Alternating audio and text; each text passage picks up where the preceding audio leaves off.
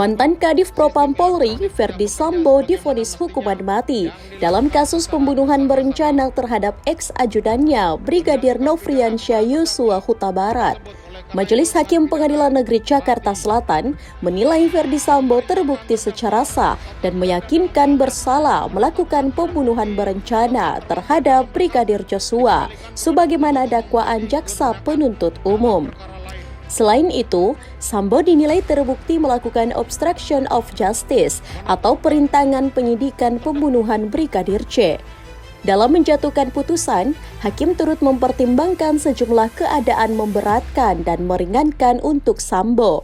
Hal memberatkan diantaranya telah mencoreng institusi Polri di mata Indonesia dan dunia.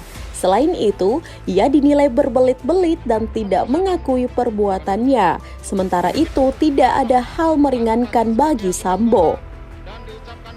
Sambo dinilai terbukti melanggar pasal 340 Junto, pasal 55 ayat 1 ke 1 KUHP, dan pasal 49 Junto, pasal 33 UIT Junto, pasal 55 ayat 1 ke 1 KUHP.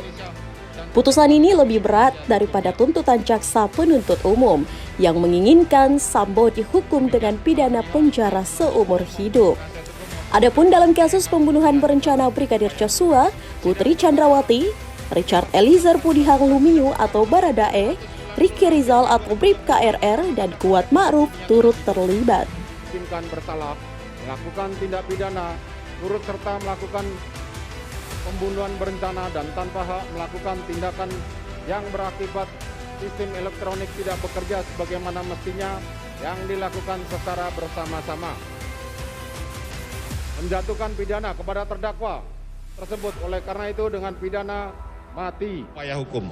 Sidang perkara demikianlah putusan telah dibacakan. Sidang perkara nomor 796 PIT B 2022 atas nama terdakwa Verdi Sambo dinyatakan ditutup.